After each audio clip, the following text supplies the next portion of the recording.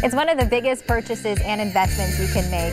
Talking about your home, but how do you go from down payments to closing costs without losing your mind? Well, we've got someone here to help you out with that. I'm happy to welcome to the Morning Blend, Libby Knight. She is here. She is branch manager and vice president of Capital Bank. Good morning. So great to have you on the show. Hi, Stephanie, thank you. So I was kind of speaking from experience there. I was telling you the story of when I bought my house. You get to the point where you kind of lose your mind. There's a lot to go into it. So yes. I think it's important as you begin the process to know, first of all, to trust who you're dealing with when it comes to the bank, so that you are working with an expert, with somebody who can help guide you along the way, right? Yes, definitely. Makes the process so much easier. So if you've never bought a home before, what is the first thing that we need to keep in mind to get started? The best thing to start with would be to determine how much money you have for your down payment and for your closing costs.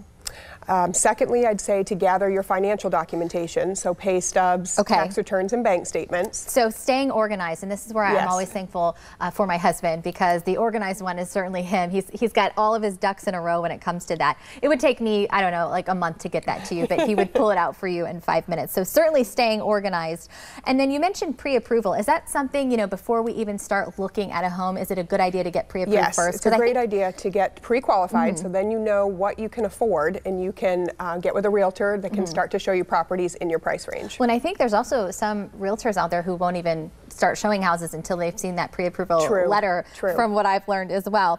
When it comes to the down payment, how do you calculate that? How much money, how do you find out how much money you're actually going to need? Sure. Well, you would talk with a mortgage professional, and they would go over several different options. We have several different mortgage plans, some with very low cost down payments, including if you are an honorably discharged veteran, then there are 100% financing options for you. Yep.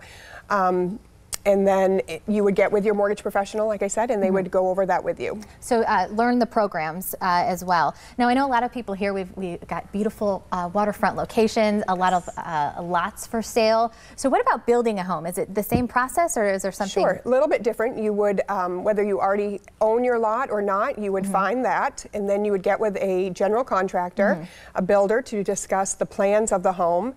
And then you also would get with your mortgage professional again, along with a general contractor, to determine the best program for you. Okay, so some good options out there. If you are, you know, comfortable where you're at and maybe staying in your home, not quite looking to move yet or build a house, you do also have options to refinance too, which can be pretty helpful. Yes, definitely. Refinancing can allow you to lower your monthly payment and reduce your interest rate, along with you could consolidate some of your other high cost interest debts, such as home equity lines of credit, personal loans.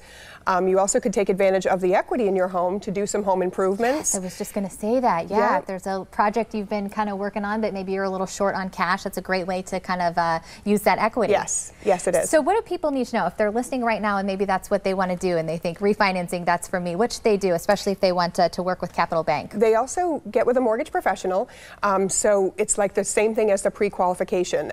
You would come to talk with them, and they would determine and help you figure out kind of what your home is worth and how much equity is available to you. I always feel like too, it's best to just, you know, sometimes it's easier. Everybody, we're so connected through emails and the internet these days, but to just go in, sit down, talk to somebody in person, learn a little bit about them. You know, you can kind of communicate, I think, better that way. And everybody's story is a little bit different. So just because, you know, it might be the same for this person doesn't necessarily mean it's exact same for you. Correct. So is your website a good place to send people if they want to learn more information? It is. Yep. Okay, and that's capitalbank-us.com. Yes. And do they need to set an appointment, or is just there's a link on the website where actually you can fill in information so that you can have that directly go to our mortgage professional, who can get you pre-qualified and then contact you to have you start bringing in all of that information that you were talking about your husband has available. Oh yes, yes.